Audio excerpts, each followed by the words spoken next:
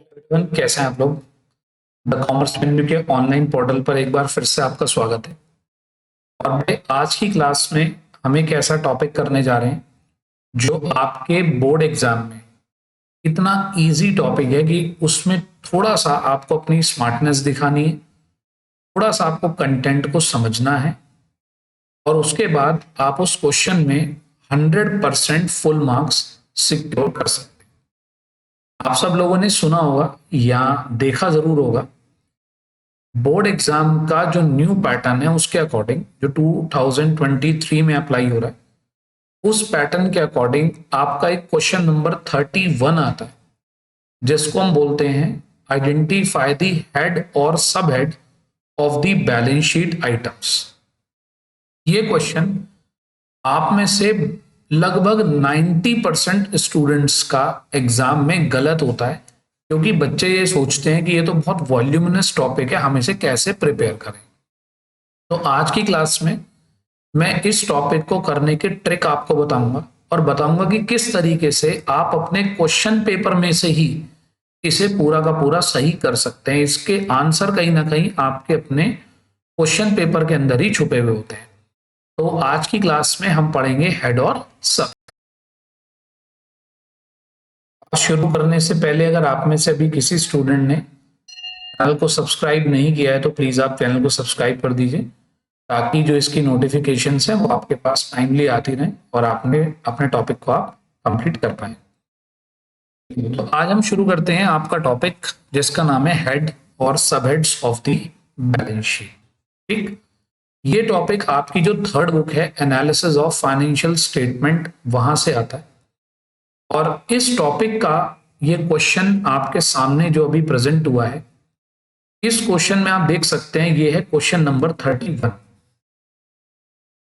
और ये जो क्वेश्चन दिया है बेटे मैंने कहीं और से नहीं, आपका जो सीबीएसई सैंपल पेपर 2022-23 आया है, जो आपका जो लेटेस्ट सैंपल पेपर है, उस लेटेस्ट सैंपल पेपर में से ही मैंने पिक करा और ये क्वेश्चन 3 नंबर का आता है। ठीक, ये जो हमारे सामने ये जो गिवन है बेटे, ये सब एक बैलेंस शीट की आइटम्स होती हैं। ठीक, और हमसे क्वेश्चन ये पूछा गया होता है कि classify the following items under the major head और sub heads if any in the balance sheet of the company as per schedule 3 of the companies act. तो अब मुझे आपको ये समझाना है कि अगर आपके सामने ये 6 आइटम्स लिखी हुई हैं और आपको इनके मेजर हेड और इनके मेजर सब हेड लिखने हैं, तो वो आप कैसे लिखें। ठीक, अब पहले मैं आपको इसका करने का एक तरीका बताता हूं कि एग्जाम में इसको कैसे करना चाहिए और बच्चे कहां गलती करते हैं। आप में से भी बहुत से बच्चों ने यही गलती करी होगी। अब आप अपनी स्क्रीन पे देख पा रहे हैं कि यहां पर मैंने इसी क्वेश्चन को कॉपी करा, तो इसका आंसर हमें कैसे लिखना चाहिए एग्जाम में। पहले आपको जो आइटम्स गिवन थी वो आइटम्स आपने यहां पर एज इट इज कॉपी कर दी। करेक्ट। अब मैं आपको ये सिखाने से पहले कि भाई इसके हेड और इसके सब हेड किस तरीके से लिखे जाते हैं, मैं पहले आपको ये बताता हूं कि एक्चुअली बैलेंस शीट होती क्या है। बैलेंस शीट में जो हेड्स और सब हेड्स होते हैं वो कौन से होते हैं, क्या होते हैं। अगर हम अपनी पूरी बैलेंस शीट की बात करें तो कंपनी की जो बैलेंस शीट है वो बेटे 2 पार्ट में डिवाइड होती है, इक्विटी एंड लायबिलिटी और दूसरी एसेट्स। एक equity side, equity and liability side, और दूसरी एसेट साइड। अब जो हमारी इक्विटी एंड लायबिलिटी साइड होती है वो 5 हेड्स में डिवाइड होती है। अब आप अपनी स्क्रीन पे जो देख पा रहे हैं, इन्हीं 5 चीजों को हम बोलते हैं हेड। 1, 2, 3, 4 एंड 5, यानी कि ये पांचों हमारे कहलाते हैं हेड्स। क्या कहलाते हैं हमारे, ये हेड्स कहलाते हैं। तो आपको बात समझनी है कि ये क्या है, ये पांचों हमारे हेड्स हैं। तो जब मैं आपसे पूछता हूं कि भाई सपोज करिए कि ये जो आइटम है यहां पर, इस आइटम का हेड क्या होगा, तो ये बात बिल्कुल 100% श्योर है कि वो जो हेड होगा वो इन पांचों में से कोई एक होगा। जो आपको वहां लिखना है। तो अब आपको यह समझना है कि भाई इन पांचों में से कौन सा हेड मैं वहां पर लिखूं। अब आप आराम से मेरी बात समझिएगा। सबसे पहला होता है शेयर होल्डर फंड। बेटे शेयर होल्डर फंड का मतलब होता है जो कंपनी के ऑनर है, जो कंपनी के शेयर होल्डर्स हैं, उनका पैसा, यानी कि share capital, reserve and surplus, ये आता है शेयर होल्डर फंड के अंदर। नॉन करंट लाइबिलिटी, अगर आपको पढ़कर लगता है कि ये मेरे सामने जो भी आइटम लिखी है ये एक लाइबिलिटी है और इसका पेमेंट मुझे 12 मंथ्स के बाद करना है, तो वो हमारी कहलाती है नॉन करंट लाइबिलिटी। उसके बाद अगर उसका पेमेंट विद इन 12 मंथ्स करना है तो आपको यहां पर लिखना है करंट लाइबिलिटी। अगर आपको पढ़ के लगता है कि ये जो आइटम गिवन है ये एक एसेट है, तो एसेट बेटे यहां तो करंट हो सकती है और यहाँ क्या हो सकती है, नॉन करंट। अगर आपको लगता है कि ये एसेट मैंने अपने बिजनेस के डेली ऑपरेशंस के लिए परचेज करी है, ये asset with in 12 months cash में कन्वर्ट हो जाएगी, तो उसको हम बोलते हैं करंट एसेट। और अगर आपको लगता है कि ये एसेट मैंने तो लॉन्ग टर्म के लिए परचेज की हुई है, तो वो होती है हमारी नॉन करंट एसेट। तो पहली बात आपको ये डन करनी है कि जो हमें हेड लिखना है, पहले तो आप आइटम को आइडेंटिफाई करो कि वो एसेट हो सकती है या लायबिलिटी हो सकती है। अगर आपको लगता है कि मेरे सामने जो आइटम है ये एसेट है, ठीक, जैसे मैं आपको बोल दूं कि गुडविल है, मैं आपको बोल दूं प्लांट एंड मशीनरी है, डेटर्स हैं, बिल रिसीवेबल है, सिक्योरिटी डिपॉजिट है, तो इन सबको सुनकर आपको पता लग रहा है बिल्कुल क्लियर कि भाई ये सब हमारी एसेट्स है। तो एसेट्स में पहले हम आइडेंटिफाई करते हैं कि वो नॉन करंट है या वो करंट है। क्लियर? तो हमारे 5 हेड होते हैं, तो इसका मतलब हेड तो इन पांचों में से ही कोई एक होगा। क्लियर? तो हमेशा एग्जाम में पहले हमें आइटम्स के हेड लिख देने चाहिए, उसके बाद हमें आना चाहिए सब हेड्स के ऊपर। क्लियर? तो पहले आपको लिखने हेड, तो ये 5 हेड में से कोई एक हेड आपको वहां पर लिखना होगा। नेक्स्ट आते हैं। अब आप देख सकते हैं यहां पर जैसे ये लिखा है शेयर होल्डर फंड, बेटे ये होता है head. Share application money pending allotment, ये भी एक हेड होता है, लेकिन ये क्लास 12th के सिलेबस का पार्ट नहीं है। नॉन करंट लायबिलिटी, ये भी एक हेड होता है। करंट लायबिलिटी, ये भी एक हेड होता है। क्लियर? और ये जो ABCD यहां पर लिखा है बेटे ये होता है सब हेड। क्या कहलाता है? ये सब हेड कहलाता है। तो पहली बात तो आपने आइडेंटिफाई अगर कर लिया कि ये शेयर होल्डर फंड है, तो फिर आपको ये लिखना होगा कि शेयर कैपिटल है, रिजर्व एंड सरप्लस है, और money receive against share warrant भी हमारे सिलेबस का पार्ट नहीं है। क्लियर? ऐसे जब आप किसी लाइबिलिटी को आइडेंटिफाई करते हैं, जैसे सपोज करिए मैं आपको बोलता हूं क्रेडिटर्स, तो आप पहले सोचोगे कि सर क्रेडिटर क्या होते हैं। सर क्रेडिटर तो वो लोग होते हैं जिनसे हम उधार में गुड्स खरीदते हैं, तो सर ये तो हमारे क्रेडिटर्स हो गए। अब आप सोचकर देखो कि क्रेडिटर को पेमेंट आप विद इन 12 मंथ्स करते हो या 12 मंथ के बाद करते हो। यूजुअली क्रेडिटर को पेमेंट 12 महीने के अंदर अंदर किया जाता है। तो क्रेडिटर हो गए हमारे करंट लायबिलिटी। अब करंट लायबिलिटी में आपको सोचना है, एक बार अगर आपने आइडेंटिफाई कर लिया करंट लायबिलिटी, तो आपको आइडेंटिफाई करना है कि वो शॉर्ट टर्म बोरोइंग है, ट्रेड पेबल है, अदर करंट लायबिलिटी है या शॉर्ट टर्म प्रोविजन है। अभी जब मैंने क्लास स्टार्ट की थी तो मैंने आपको बोला था कि यहां एक ट्रिक है, छोटी सी, एक छोटी सी ट्रिक और एक छोटा सा आपका लक अगर आपका साथ दे जाए तो। इस टाइम जो आप अपनी स्क्रीन पे देख पा रहे हैं ये बैलेंस शीट की इक्विटी एंड लायबिलिटी साइड है। आगे चलते हैं। नॉन करंट, अब एसेट्स की अगर हम बात करें तो एसेट हमारी 2 पार्ट में डिवाइड होती है, करंट और नॉन करंट। तो ये तो हो गए हमारे हेड्स, ये तो हो गए हमारे हेड्स, और ये सब हो गए हमारे सब हेड्स, ये सब हो गए हमारे सब हेड्स। तो पहले तो आप ये आइडेंटिफाई करो कि जो आपके सामने एसेट गिवन है, फॉर एग्जांपल मैं आपको बोलता हूं गुडविल, तो आप कहोगे सर गुडविल तो एक एसेट होती है। अब वो नॉन करंट होती है या करंट होती है? बेटा देखो गुडविल तो हमेशा लॉन्ग टर्म एस्पेक्ट के लिए होती है, तो वो हो गई नॉन करंट एसेट। तो आपने हेड तो सही आइडेंटिफाई कर लिया। अब बात आती है उसका सबहेड क्या लिखे। बेटे ये सब सबहेड है, ABCD जो लिखे हैं ये सब आपके सबहेड्स होते हैं, ABCDEF यहाँ पे। क्लियर?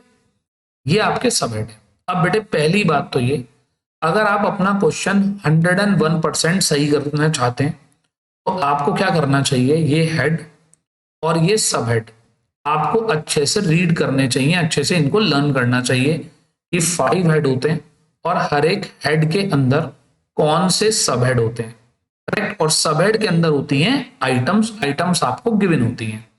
तो पहली बात हेड आपने लर्न कर लिए, उसके अंदर के सब हेड्स इस टाइम आपकी स्क्रीन पर है।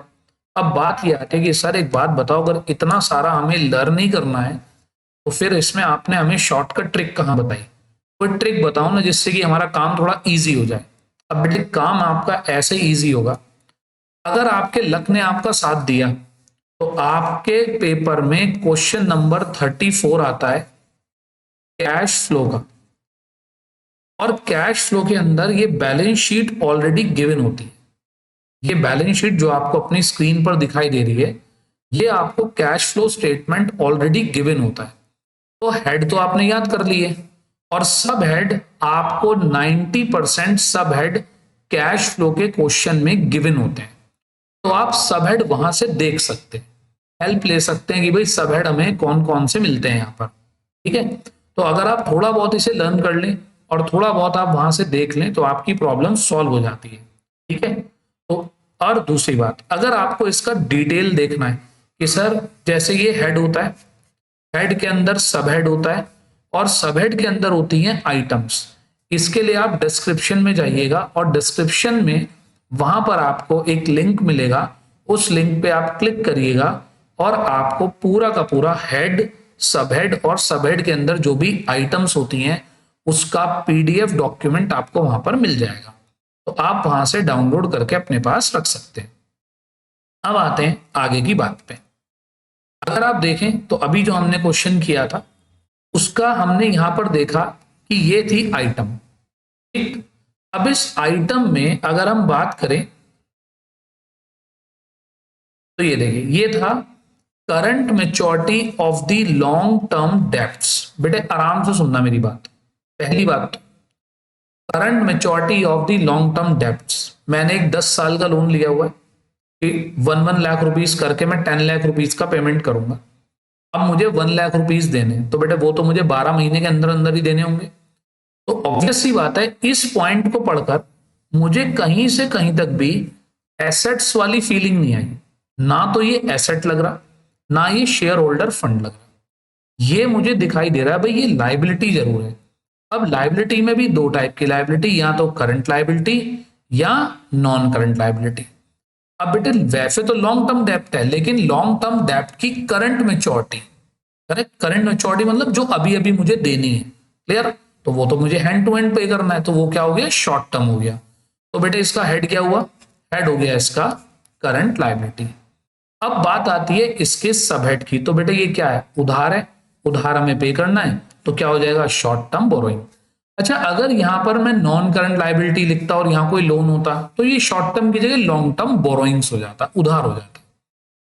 आई होप क्लियर है। अब आप सेकंड वाला देखिए, यहां लिखा है फर्नीचर एंड फिक्सचर्स।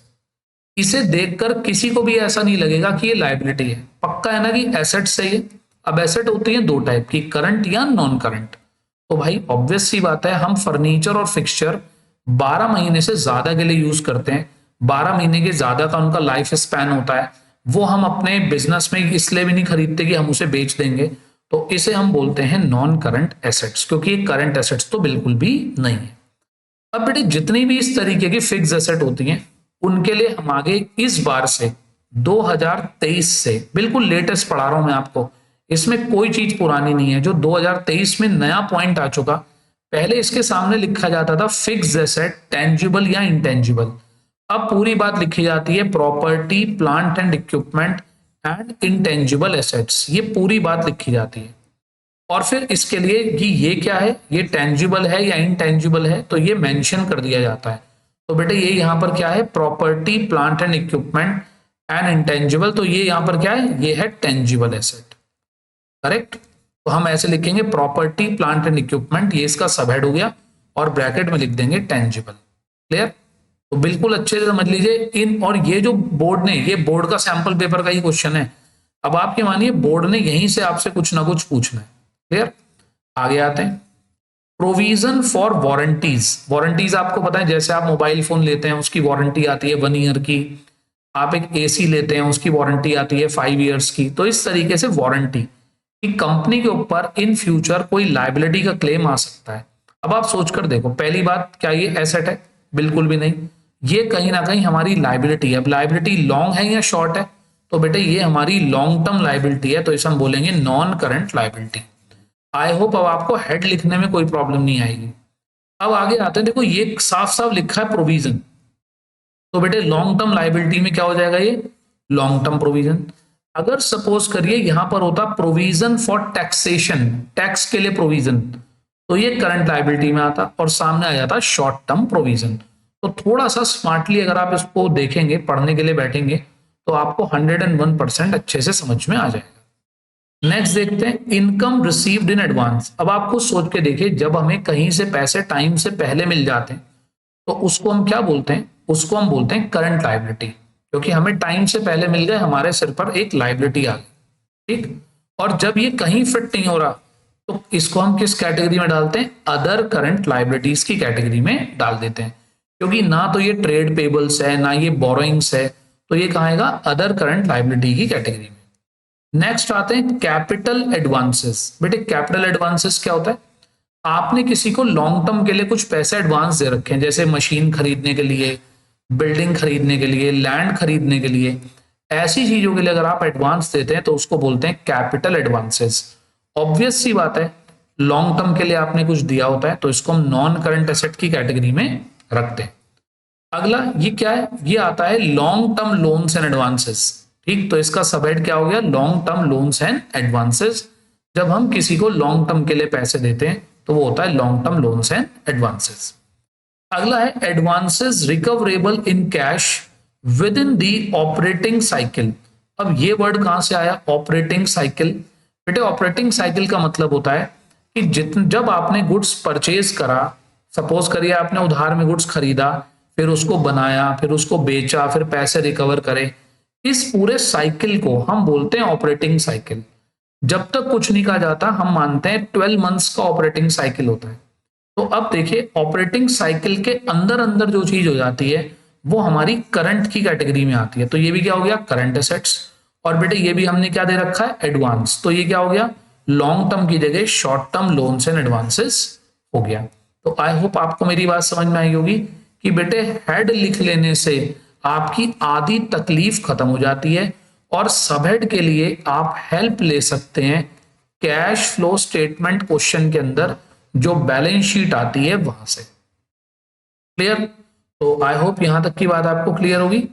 आते हैं नेक्स्ट क्वेश्चन पर। एक प्रैक्टिस क्वेश्चन देखते हैं जरा।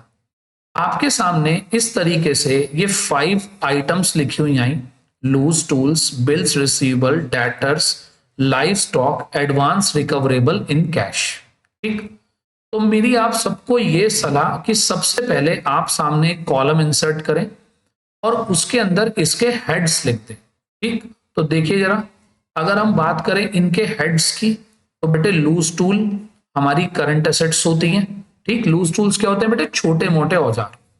बिल रिसीवेबल, ठीक, डेट हमारे जो डेटर्स बिल्स एक्सेप्ट कर लेते हैं वो बिल रिसीवेबल होते हैं, 12 महीने के अंदर अंदर उनसे पैसे मिल जाएंगे।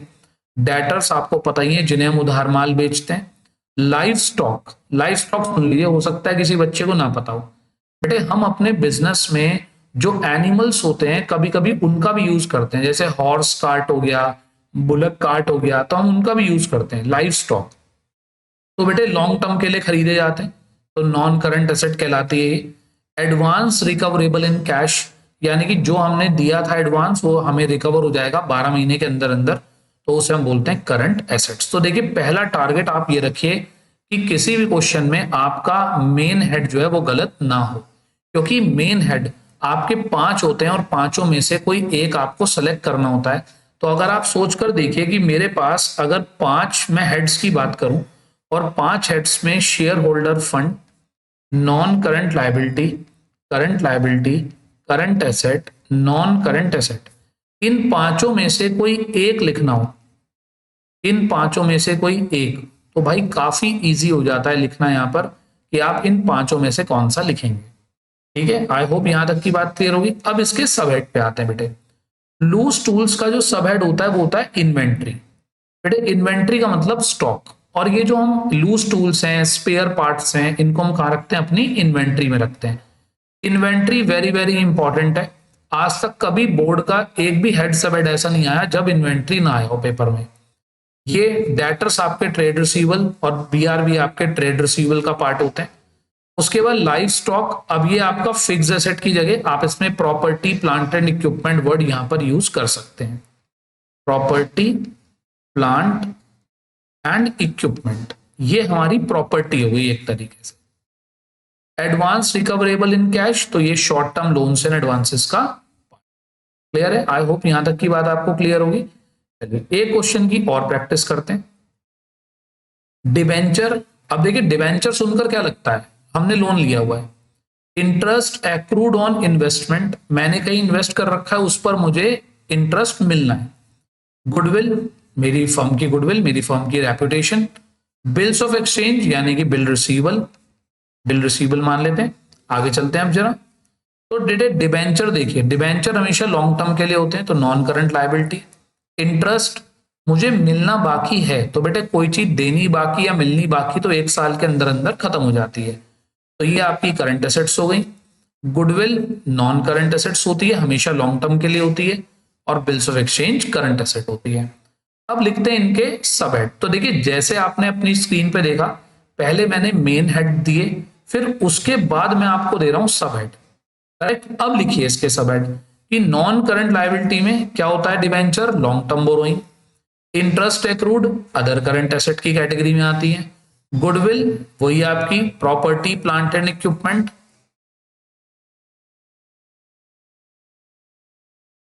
इसकी डिटेल आप पीडीएफ डिस्क्रिप्शन में लिंक गिवन है, वहां से डाउनलोड कर सकते हैं। Bills of exchange trade receivables. I hope clear है यहां तक की बात। चलिए एक क्वेश्चन और देखते हैं। ये भी एक क्वेश्चन आपके सामने। Debenture, stock in trade, cash, BR, goodwill, loose tools, truck, provision for tax और क्रेडिटर्स। देखेंगे इसको भी। अब इसके हेड देखते हैं हम पहले। Debenture, debenture long term. अब अभी दोबारा मेरी बात याद करिए, इसमें क्या हो सकता है, क्या लिख सकते हैं आप आगे? Share holder fund, share holder fund, current liability, non current liability, current asset और नॉन करंट एसेट। यहां पर इन पांचों में से कोई एक आएगा, तो डिबेंचर आपके क्या हो गए? नॉन करंट लायबिलिटी हो गए, ठीक। Stock in trade current assets, cash at bank current asset, bill receivable current asset, क्योंकि ये सब 12 महीने के अंदर अंदर आपके कैश में कन्वर्ट हो जाएंगे, ऑल्दो ये कैश ही होंगे। Goodwill non current asset, loose tool current assets, truck obviously वाले ट्रक आपने लॉन्ग टर्म के लिए खरीदा होगा, non current asset. Provision for tax, बेटे अभी अभी प्रोविजन बनाया, एक साल के अंदर अंदर टैक्स तो पे करना ही है, current liability. Creditors current liability, clear. अब इसके सबहेड्स की बात करते हैं।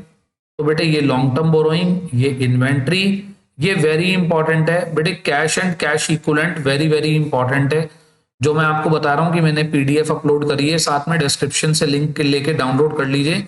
ये यहां पर उसके अंदर क्या क्या चीजें आती हैं, इन्वेंट्री और कैश एंड कैश इक्विवेलेंट बहुत इंपॉर्टेंट है, वहां से अच्छे से एक बार आप रीड कर लीजिएगा सब चीजें। ट्रेड रिसीवल्स, डेटर और बीआर हमेशा ट्रेड रिसीवल में होते हैं।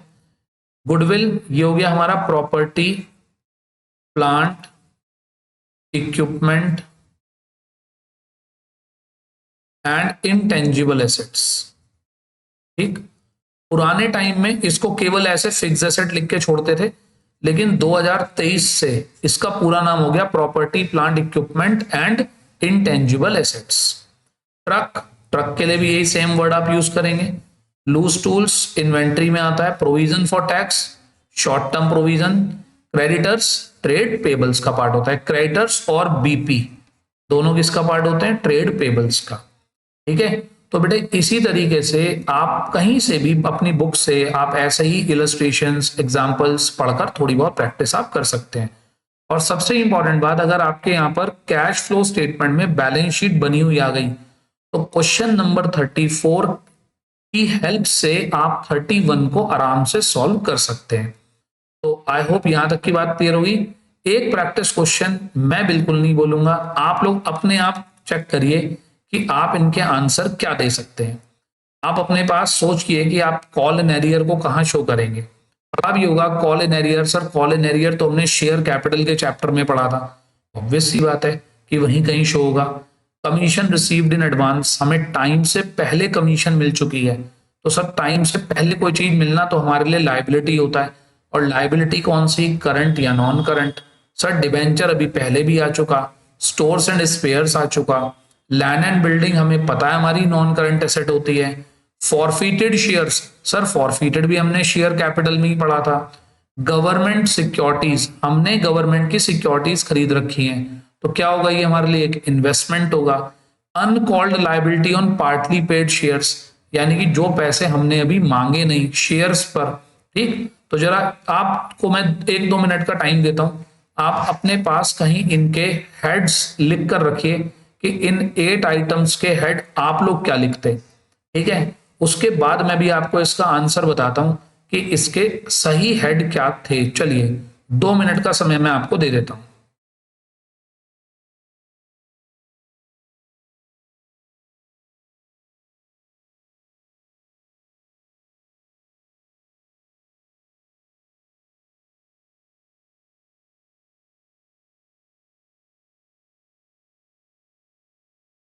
हेड्स आपके इन पांचों में से कोई एक होते हैं, share holder fund, current asset, non current asset, current liability, non current liability. इन पांचों में से कोई एक होता है आपका हेड।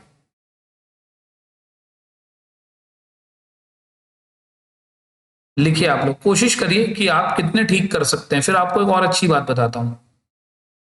चलिए जी, अब जरा इसको टैली करिए, ठीक।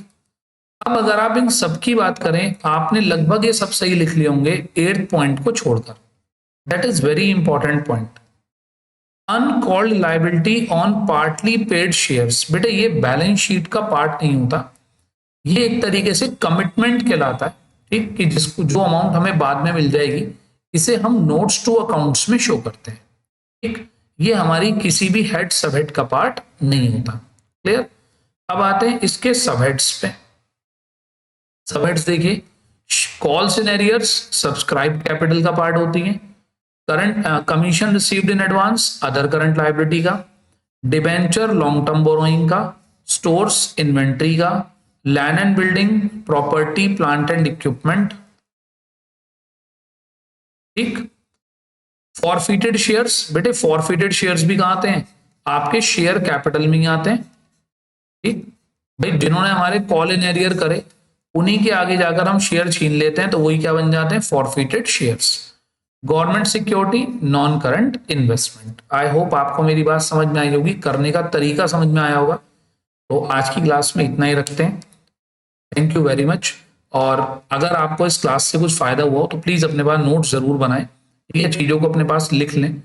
और डिस्क्रिप्शन में जो आपको लिंक मिलेगा, डिस्क्रिप्शन के लिंक से आपको हेड सब हेड और उसके अंदर की आइटम्स और क्लियर हो जाएंगी।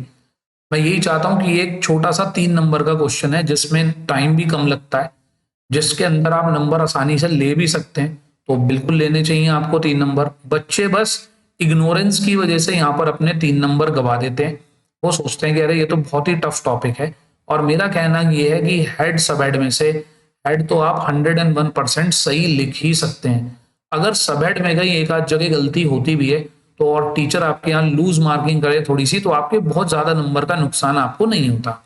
ये टॉपिक बेटे उन बच्चों के लिए बहुत इंपॉर्टेंट होते हैं जो एकेडमिकली थोड़े से बिलो एवरेज होते हैं, क्योंकि बिलो एवरेज वाला बच्चा एनालिसिस वाली बुक में थोड़ा सा अगर सिक्योर कर ले अपने मार्क्स तो उसके पासिंग लाइक मार्क्स जो है आराम से बन जाते हैं। तो आपको ये हेड सब हेड का टॉपिक जरूर करना चाहिए। 3 नंबर ये आपको यहाँ पर पक्के दिलवा देगा। और इसको लिखने का तरीका बेटे ऐसे ही रखते हैं, पहले आइटम कॉपी कर देते हैं, उसके बाद हेड के लिए एक कॉलम बनाते हैं और सब हेड के लिए एक कॉलम बनाते हैं। हेड को पूरी तरीके से सही लिखने की कोशिश करते हैं और सब हेड में अपनी मैक्सिमम माइंड को यूज करते हुए आप उनके सब हेड लिख सकते हैं। सब हेड लिखने के लिए आपको थोड़ा सा आइडिया कहां से मिल जाता है, आपको थोड़ा सा आइडिया मिलता है कहां पर, आपकी कैश फ्लो की बैलेंस शीट अगर गिवन है क्वेश्चन में तो। ठीक है, चलिए मिलेंगे नेक्स्ट क्लास में एक नए टॉपिक के साथ। Thank you.